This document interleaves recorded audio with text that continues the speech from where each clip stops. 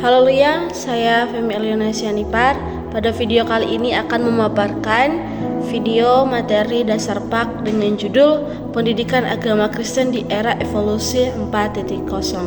Jadi perkembangan revolusi industri di dunia ini itu dimulai dari abad ke-18 yang dikenal dengan revolusi industri 1.0, di mana di era itu ditemukannya mesin yang akan membantu manusia untuk bekerja dalam kehidupan sehari-hari.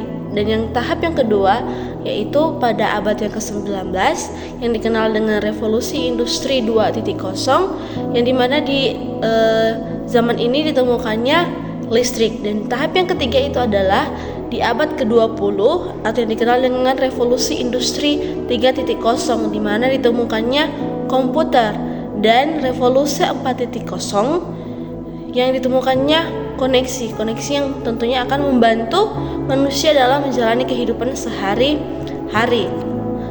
Oleh karena itu di Indonesia saat ini ada dalam revolusi 4.0, di mana segala sesuatu itu menjadi lebih mudah karena adanya koneksi atau adanya jaringan. Oleh karena itu pendidikan di Indonesia, khususnya pendidikan agama Kristen, perlu memberikan inovasi yang baru atau pendekatan yang baru dalam kegiatan pembelajaran. Bisa dari sini saya akan paparkan 3 poin pendekatan baru yang dapat diterapkan di pendidikan di Indonesia. Yang pertama yaitu literasi data. Literasi data artinya peserta didik itu di dalam pendidikan itu harus memberikan atau hasil di mana individu itu memiliki kemampuan membaca, menganalisa data, serta menggunakan informasi-informasi digital yang ada.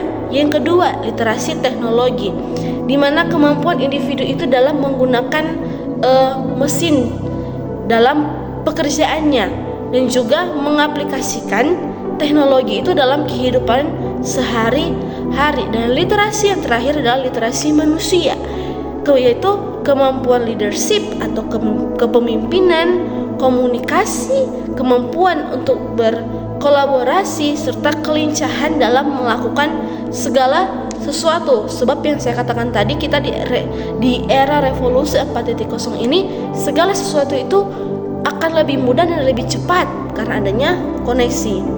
Khususnya dalam pendidikan agama Kristen, kita harus paham dulu apa sebenarnya tujuan dari pendidikan agama Kristen ini.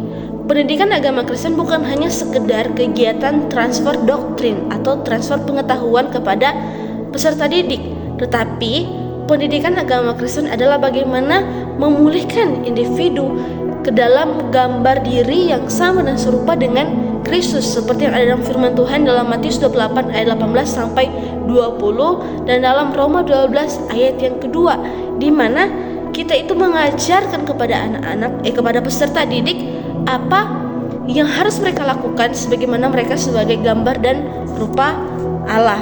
Oleh karena itu, pendidikan harus dilaksanakan secara holistik karena itu menyangkut kepada aspek emosional, spiritual, kecakapan dan lain-lainnya dalam individu. Nah, tujuan dari pendidikan tadi bukan hanya sekedar transfer doktrin.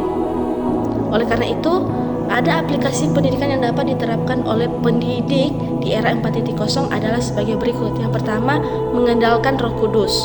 Karena Roh Kudus itu akan memberikan kreativitas, inovasi bagi manusia, bagi pendidik.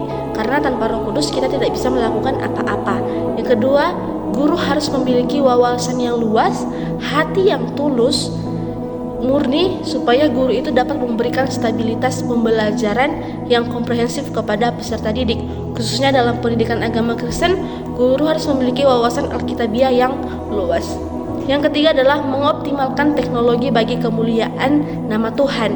Yang keempat, berani berinovasi. Seperti yang saya katakan, di perkembangan zaman ini guru harus berani berinovasi dalam pengajaran-pengajaran yang ada di Indonesia, khususnya dalam pendidikan agama Kristen. Yang kelima adalah melaksanakan peran sebagai pendidik dengan benar sesuai dengan amanat yang Tuhan berikan agar dapat mencapai tujuan dari pendidikan itu. Yang keenam, menyiapkan peserta didik secara holistik.